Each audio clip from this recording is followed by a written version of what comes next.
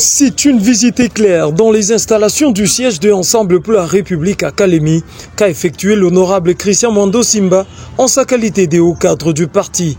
Sous les explications de la coordinatrice adjointe Esther Libouli, après le tour dans le siège, le grand représentant de Moïse Katumbi dans le Grand Katanga, Christian Mwando Simba, a été cueilli à chaud par la presse. Dans une interview où, sans mâcher les mots, l'élu de Moba a dépeint la misère qui martyrise la population de ces territoires, il a aussi décrié la déconnexion du président de la République sur la réalité du Congo profond.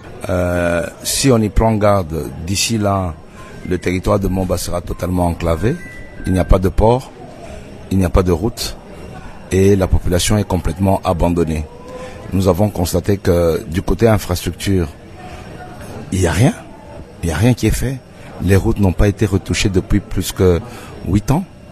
Et c'est un scandale pratiquement parce qu'on ne peut pas circuler à l'intérieur de la province.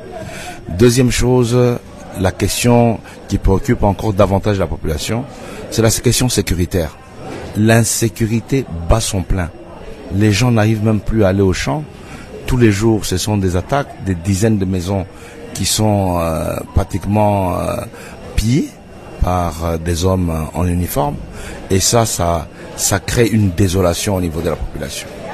Comme si cela n'était pas suffisant, nous avons la question des enseignants matriculés non payés, des personnels de centres de santé matriculés non payés. Et je crois qu'à Kinshasa, nous sommes un peu en train de nous amuser. Je ne parle pas de la question d'eau. Il n'y a pas d'eau. Presque dans toutes les chefferies, il n'y a pas d'eau potable.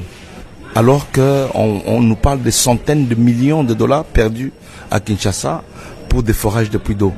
Mais alors que chez nous là-bas, c'est avec 2500, 3000 dollars, on peut faire un puits. Et tous les villages ont des problèmes d'eau. Et je pense que le chef de l'État, Félix Antoine Tshisekedi, devrait prendre un peu plus de temps pour parler, pour visiter le Congo profond au lieu de perdre son temps à l'extérieur du pays dans des voyages de luxe et inutiles. Est-ce que le chef de l'État a déjà parlé avec un enseignant à Nyunzu, à Lokolela ou à Bwende? Est-ce que le chef de l'État a déjà parlé avec le personnel des centres de santé? On nous parle de santé universelle aujourd'hui, alors que on n'a aucun médicament dans les centres de santé à l'intérieur. Le personnel soignant n'est pas payé. Donc, c'est-à-dire qu'on fait des rêves américains, des rêves européens, alors que nous sommes sur des choses réelles qui doivent être réglées. Nous demandons tout simplement aujourd'hui que le chef de l'État arrête de se promener à l'extérieur du pays, qu'il vienne à Moba, qu'il aille à Nyunzu, qu'il aille à Kabalo, qu'il aille à Lokolela, qu'il aille à l'intérieur du pays et qu'il parle avec le peuple profond pour se rendre compte qu'il est dans des rêves et que la réalité sur le terrain est désolante. Juste après l'interview, l'honorable Christian Mwando a pris son vol pour Lubumbashi ce 9 septembre 2024.